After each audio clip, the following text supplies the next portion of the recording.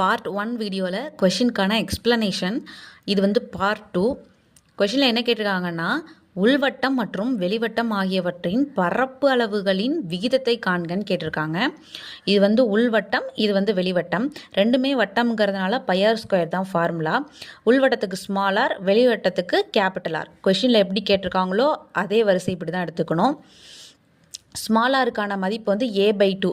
அப்போது கேபிட்டல் ஆருக்கான மதிப்பு வந்து a/√2. இப்போது pi r square is two pi capital r square. பையும் கேன்சல் ஆகிடும் ஒரே மதிப்புங்கிறதுனால. இப்போது ஸ்மால் ஆருக்கு பதிலாக a/2 the whole square is two capital ஆருக்கு பதிலாக a/√2 த ஹோல் ஸ்கொயர். இப்போ a²/4ன்னு கிடைக்கும். இங்கே வந்து a²/2ன்னு கிடைக்கும். a² கேன்சல் ஆகிடும் ஒரே மதிப்புங்கிறதுனால. 1/4 இஸ் டு 1/2 கிடைக்கும்.